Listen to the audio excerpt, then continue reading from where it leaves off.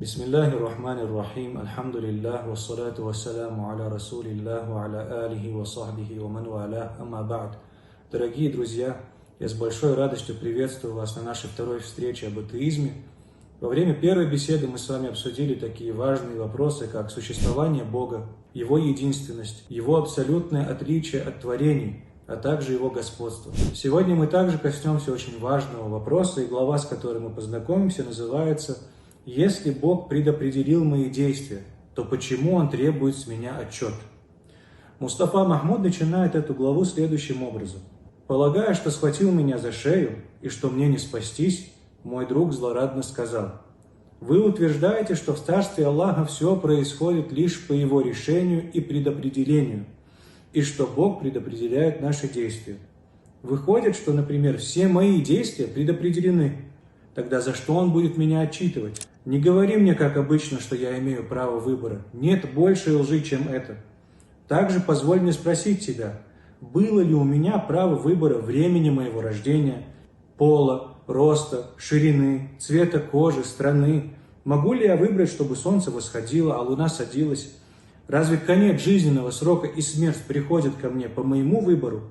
Почему Бог принуждает меня совершить что-то, а потом еще и возлагает на меня ответственность? Хорошо, если ты скажешь, что ты свободен в выборе, и что у тебя есть воля наряду с Божьей волей, то разве это не будет формой многобожия и утверждением многочисленности воли? А что вы скажете о положении среды, обстоятельств и императивах, о которых утверждают сторонники исторического материализма? То есть что вы скажете о том, что в некоторых идеологиях говорится, что есть ряд факторов, которые непременно влияют на русло и ритм человеческой жизни и задают его? Мой друг выпустил эти пули, а затем вздохнул с облегчением, пишет Мустафа Махмуд. Он вообразил, что со мной покончено, и ему лишь осталось принести саван. Я спокойно ответил ему: ты попал в несколько логических ошибок.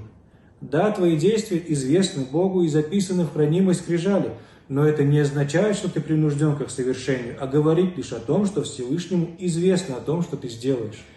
Например, ты предположишь, что твой сын совершит прелюбодеяние. И если случится, что он действительно совершит его, то разве это ты его принудил?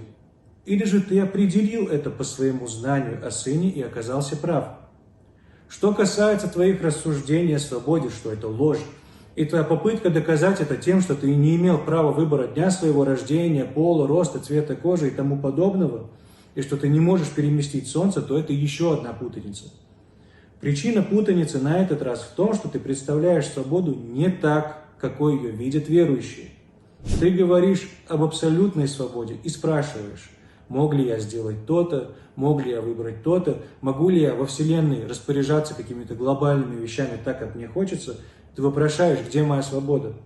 А мы, в свою очередь, отвечаем: ты просишь абсолютной свободы, способности распоряжаться Вселенной, но это право принадлежит одному лишь Богу. О подобной свободе не говорим и мы, верующие. В Священном Коране сказано: твой Господь создает, что пожелает, и выбирает, то есть выбирает, что пожелает, а у них нет выбора. Мустафа Махмуд, да смилуется над ним Всевышний, на самом деле очень грамотно подошел к упоминанию данного аята. Сначала он разъяснил и разделил, что касается свободы и воли.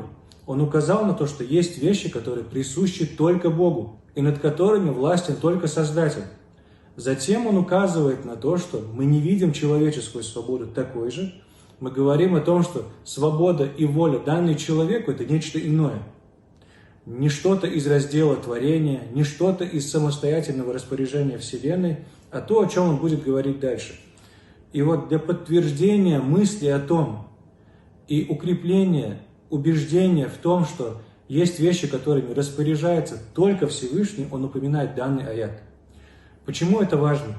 Потому что даже сегодня мы видим, что есть люди, которые этот аят цитируют для того, чтобы показать, что якобы ислам прямым текстом утверждает об отсутствии у человека выбора, то есть свободы выбора в действиях, а затем его за что-то еще наказывает, за что-то его в судный день отчитывает и так далее. Подобная интерпретация врагами религии возможна только при игнорировании двух вещей, которые невозможно игнорировать, если мы стремимся к справедливости. Первое из этих вещей – это контекст. Сам контекст, в котором находится данный аят в суре, указывает на то, что у людей в конечном счете есть выбор. Выбор веры или неверия, выбор праведных деяний или же нечестия. И за каждый из этих двух выборов они понесут ответ. Кто-то выбрал истину, уверовал в единого Бога и придерживался Его предписаний, а кто-то выбрал путь многобожия или неверия и пошел по этому пути. Согласно этому, первому будет дарована награда, а второму будет даровано наказание. И если человек ознакомится с тем, что предшествует этому аяту, он в этом сам убедится. Второй момент. Касательно толкования этого аята, есть различные разъяснения ученых. И в контексте этих разъяснений они упоминают, что в качестве причины ниспослания этого аята упоминается вопрос многобожников, которые возразили пророку, саллаллаху алейхи вассалям, касательно Корана.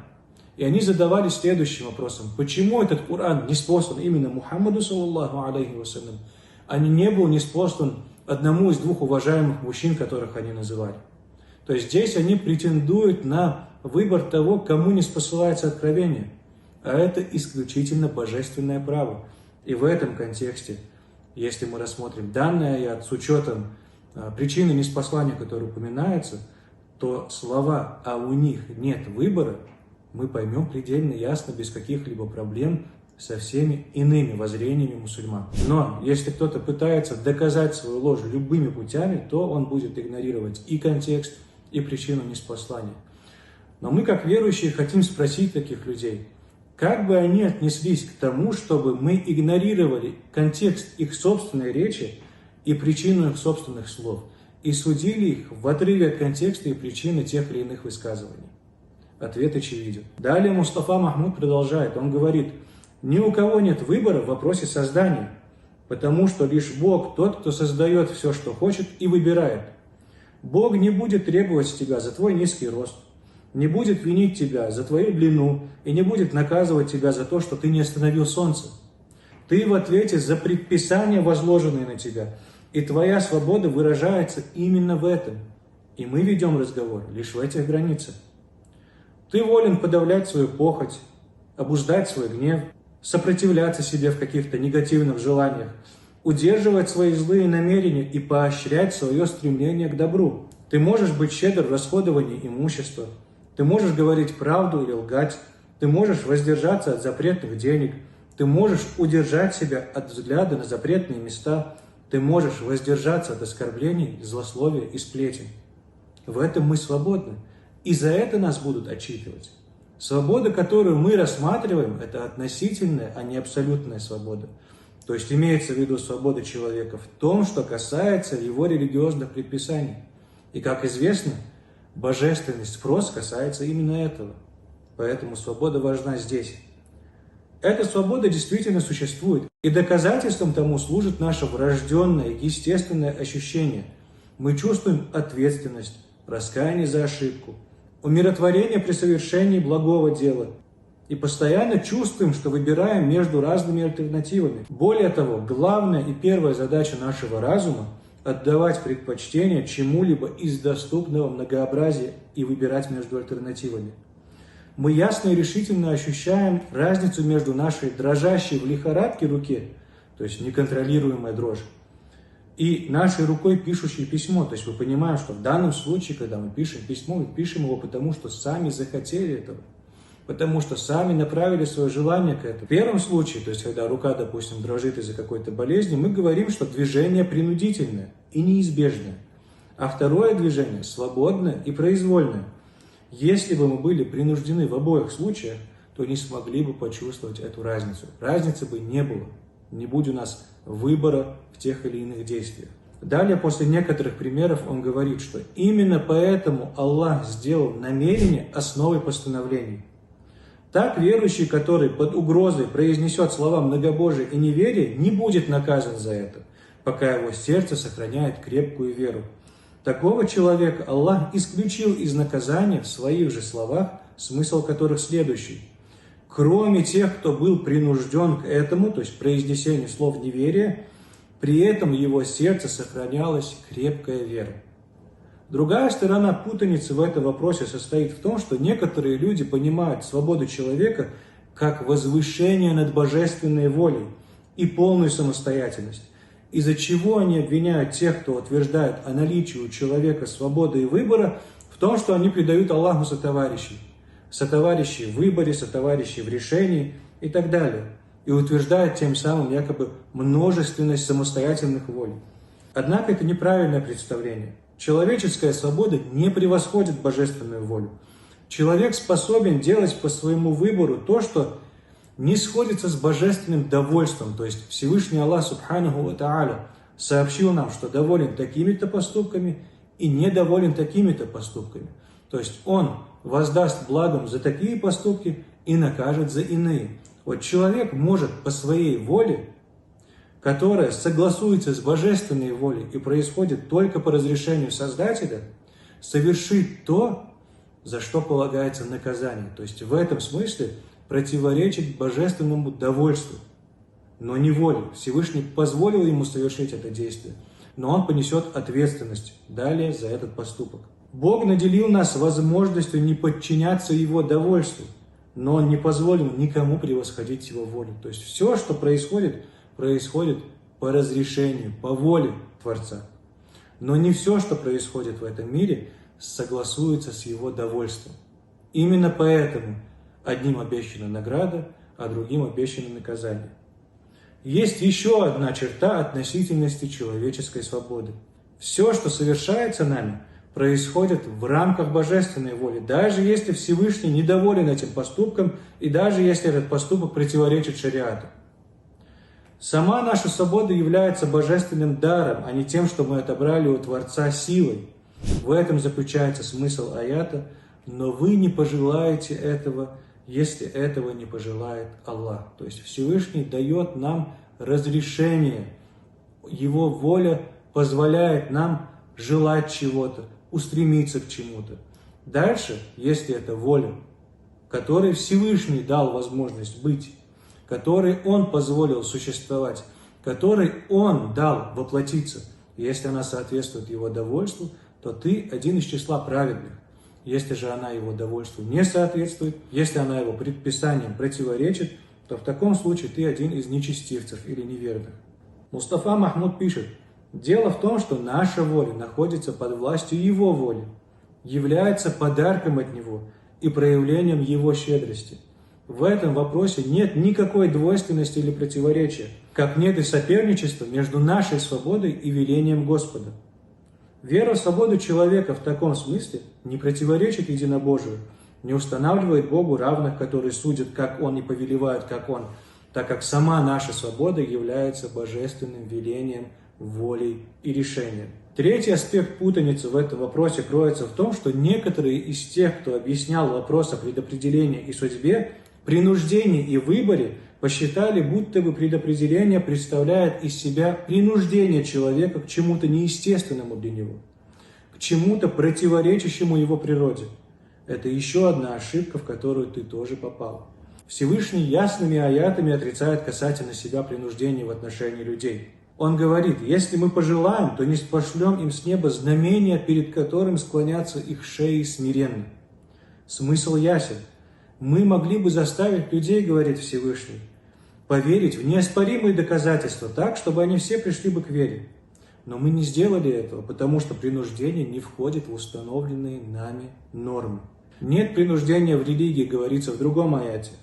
Также в другом аяте говорится: если бы твой Господь пожелал, то уверовали бы все, кто на земле. Разве станешь ты принуждать людей стать верующими? Недопустимо понимать божественное предопределение как принуждение к чему-то неестественному для человека. Скорее наоборот. Творец предопределил о каждом человеке то, что соответствует его намерению. И он желает для человека то, что подходит воле этой личности. Опять же, нет никакой двойственности. Управление Аллаха и есть наделение раба выбором, потому что Аллах направляет каждого лишь туда, к чему ведут его собственные желания и намерения. Далее Мустафа Махмуд подкрепляет это многочисленными аятами из Священного Корана. Так, первый аят, который он цитирует, гласит: «Кто желает блага вечной жизни, тому мы увеличим эти блага, а кто желал благ земной жизни, тому мы дадим их». Другой аят гласит: «В их сердцах болезнь, и Аллах увеличил их болезнь. То есть мы видим в этих аятах, что устремление к благу поощряется тем, что Всевышний дарует человеку возможность идти выбранным путем, и стремление к злу, стремление к нечестию встречается тем, что человеку дается также возможность идти по этой дороге с тем, что он понесет за нее ответственность. Тем же, кто следует верным путем, говорится в другом аяте, Аллах увеличивает их приверженность верному пути. Всевышний в Священном Коране обращается к пленным, говоря: «Если Аллах знает, что в ваших сердцах благо, то Он даст вам лучшее, чем то, что забрали у вас». Опять же, что в твоем сердце? Добро или зло? Тебе будет дарована возможность идти этой дорогой или той, в зависимости от того, к чему ты устремляешься, к чему ты направляешься. И каждый из нас прекрасно ощущает в себе эту свободу. Бог постановляет и предопределяет, и Его постановления и предопределения воплощаются согласно намерению и сердцу личности. Если они кроют в себе зло, то случается зло, а если в них добро, то происходит добро. Из этого понимается, что нет равенства и соперничества между волей Творца и творения, как нет и противоречия. Направляя к чему-то, Бог дает выбор. Создатель ведет нас к тому, что мы предпочли собственными сердцами и намерениями. Нет несправедливости, нет принуждения, угнетения или подчинения тому, что не свойственно нам. Так в одном из аятов говорится: «Тому, кто раздает, то есть свое имущество на богоугодные дела и проявляет богобоязненность, кто верит в наилучшее, мы облегчим тому путь к легкости. Тому же, кто был скуп и считал, что не нуждается, то есть не нуждается в Аллахе, кто не верил в наилучшее, тому мы облегчим путь к тяжести». Всевышний говорит в Священном Коране: «И не ты бросил, то есть не ты бросил горсть песка в лица врагов, попав в глаза каждому из них. Не ты бросил, когда бросал, а Аллах бросил». То есть все действия творятся Всевышним Аллахом, в частности твой бросок. В этом аяте гармонично пересекается бросок со стороны раба, в том смысле, что действие проявляется в этом мире через человека, и бросок как то, что изошло от Господа, в том смысле, что Он создал его, что Он позволил ему воплотиться в этом мире. Это ключ от загадки предопределения и судьбы, пишет Мустафа Махмуд. Раб намеревается сделать что-то, а Бог помогает ему. И если человек имел доброе намерение, то Господь помогает ему в этом. А если его намерение было плохим, то ему будет дано совершить это. Человеческая свобода – это не фиксированная величина, пишет Мустафа Махмуд, а относительное понятие, которое человек может расширять. То есть здесь он переходит от теоретической части к практической. Мы поняли, что имеем свободу в действиях. Как эта свобода расширяется? С помощью чего мы обретаем новые средства, которые позволяют нам воплотить свою свободу, реализовать ее в этом мире. Он пишет: например, человек может расширить ее с помощью знаний, с помощью науки. Так, с помощью различных средств, инструментов и транспорта человек смог обогнуть землю, преодолеть огромные расстояния и будто бы преодолеть рамки времени и пространства. Но в любом случае это остается будто бы, поскольку мы творение, а не творцы. Например, изучая законы окружающей среды, человек смог начать управлять ею, насколько это в его силах, и использовать ее в своих целях. Он понял, как победить жару, холод и темноту, приумножив всем этим практические проявления своей свободы. Наука стала средством разрушения ограничений и оков, а также достижения свободы. И именно таков взгляд верующего, именно таков взгляд мусульманина на научный прогресс, на различные открытия. Он понимает, что это дает ему больше свободы в реализации своих желаний, своих потребностей, в защите себя от чего-то, что ему угрожает, в достижении различных результатов, высот. И в конечном счете верующий понимает, что сколь бы огромным не было множество различных открытий, творений, процессов, происходящих во Вселенной, все они в конечном счете сводятся к Творцу. Он тот, кто это творит. Он тот, без кого все это множество не было бы возможно. Еще одним таким средством, то есть средством расширения практической свободы человека, является религия. Поиск помощи у Бога через приближение к Его довольству и получение от Него знаний через откровение, принятие и поддержку. Таково средство пророков и идущих их тропой. Так, например, Сулейман, Соломон, С помощью от Аллаха подчинил себе джиннов, обуздал ветер, говорил с птицами. Муса, Моисей, разделил море. Иса, Иисус, воскрешал мертвых, ходил по воде и исцелил глухого, прокаженного и слепого. Мы также читаем о праведниках, обладавших чудесами, тех, для кого сокращались большие расстояния земли и раскрывалась тайна. Это степени свободы, которых праведники достигли благодаря усердию в поклонении, приближению к довольству Господа и снисканию Его любви, вследствие чего Всевышний щедро одарил их сокровенными знаниями от себя.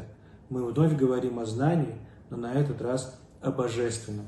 Далее Мустафа Махмуд упоминает мысль, которую он почерпнул из рассуждений имама Аль-Газали, и он формулирует ее следующим образом. Человек имеет право выбора в том, о чем он знает, но не имеет такого выбора в том, что ему неизвестно. То есть это плавно связывается с предыдущим рассуждением о практическом расширении человеческой свободы. Под этим он имеет в виду, пишет автор, что чем больше расширяются знания человека, тем больше расширяется его свобода, вне зависимости от того, является ли это знанием, поддающимся изучению, или же знанием, которым Всевышний наделяет своих приближенных рабов. После этого, в самом конце, автор касается последней части вопроса, что был поставлен в начале главы, а это наличие различных факторов, которые задают, согласно некоторым идеологиям, ритм человеческой жизни, так что вводит его в определенное положение, состояние, в котором он идет по своему жизненному пути. Мустафа Махмуд говорит, что действительно есть факторы, которые сказываются на человеческой жизни, но представители идеологии, которые делают человека пленником этих условий, пленником различных явлений, игнорируют человеческую свободу и ее гибкость. Они представляют человека как какую-то соломинку в пучине всех этих действий. Но на самом деле ситуация отличается от этого. И человек, противодействуя различным факторам жизненным, которые пытаются его стиснуть, доказывает свою настоящую свободу. И ввиду этого, ввиду того, что человека пытаются загнать в какие-то слишком узкие рамки под предлогом наличия тех или иных факторов, многочисленные прогнозы сторонников этих идеологий оказались ложными. И то, что они прогнозировали определенным образом, в итоге происходило совсем иначе. Потому что человеческая свобода гораздо более гибкое понятие, чем то, как они себе это представляли. На этом данная глава завершается. Я опять же надеюсь на то, что наша с вами встреча была полезной. И прошу Всевышнего Аллаха Субханаху ва Тааля, чтобы Он позволил нам продолжить начатое. وصلى الله وسلم على سيدنا محمد وعلى آله وأصحابه أجمعين وآخر دعوانا أن الحمد لله رب العالمين.